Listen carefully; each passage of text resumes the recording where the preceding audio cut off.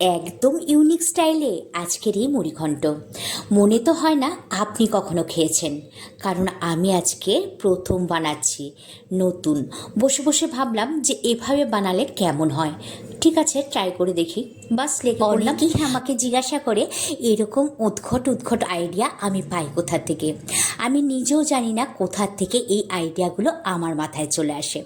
তো যাই হোক, প্রথমে চিংড়ি মাছগুলোকে ছুলে ভালো করে ধুয়ে পরিষ্কার করে নিলাম। একটা পাত্রে 3টে ডিম সেদ্ধ করা ডিমগুলোকে মাঝখান দিয়ে কেটে নিলাম।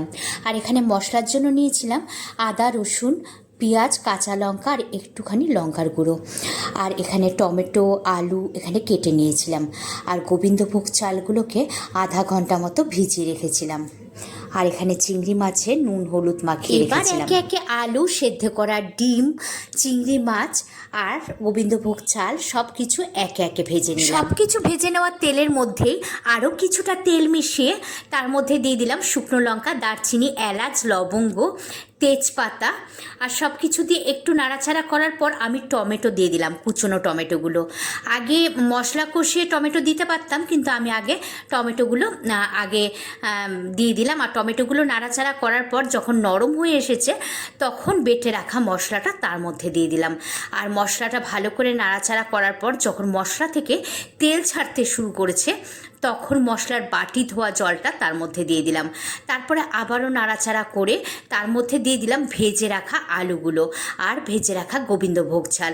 সেটাকেও কিছুক্ষণ নাড়াচাড়া করে কষিয়ে নিলাম। আমি একটা পাত্রে এখানে গরম জল করে নিয়েছিলাম। আপনারা ঠান্ডা জলও দিতে পারেন, কিন্তু গরম জল করলে মনে হয় গরম জল দিলে রান্নার টেস্টটা একটু বেশি আসে। আর এখানে না গরম জলের পরিমাণটা একটু বেশি দিতে হবে। তার কারণ হলো চালগুলো সেদ্ধ হবে, আর সেদ্ধ হলে চালটা অনেকটা জল টেনে নেবে, তার জন্য একটু বেশি পরিমাণ গরম জল দিতে লাগবে। সব কিছু ভালো করে ফুটে উঠলে তার মধ্যে এখানে ভেজে রাখা অর্ধেক করা ডিম আর ভেজে রাখা চিংড়ি মাছগুলো এর মধ্যে দিয়ে দিলাম। তারপরে ভালো করে নাড়াচাড়া করে আবারও একবার ভালো করে ফুটিয়ে নিলাম। আর তার মধ্যে দিয়ে দিলাম গরম মশলার গুঁড়ো, একটুখানি ঘি আর অল্প একটু চিনি, আর দিয়ে সব কিছু ভালো করে মিশিয়ে নিলাম। আর ওপর থেকে ধনেপাতা ছিটিয়ে দিলাম। আর এবার গ্যাসের ফ্লেমটা বন্ধ করে একটা ঢাকা দিয়ে 10 মিনিটের জন্য রেখে দিলাম। ঠিক 10 মিনিট পরে ঢাকা খুলে দেখলাম লোভনীয় দেখতে হয়েছে আর দুর্দান্ত একটা স্মেল আসছে। দেখতে কিন্তু দারুণ হয়েছে। এবার আমি ধীরে ধীরে প্লেটিং করে নিলাম। রান্না কিন্তু একটা আর্ট, একটা শিল্প। আর এটা তৈরি হয় মশলার সঠিক পরিমাণ আর হাতের কারুকার্যের উপর। এই উদ্ভট চিন্তাভাবনাগুলো দিয়ে নতুন নতুন রেসিপি তৈরি করতে আমার কিন্তু বেশ লাগে। আর আরও বেশি ভালো লাগে যখন সবাই খেয়ে তার প্রশংসা করে। আগে দর্শনধারী পরে গুণ বিচারি।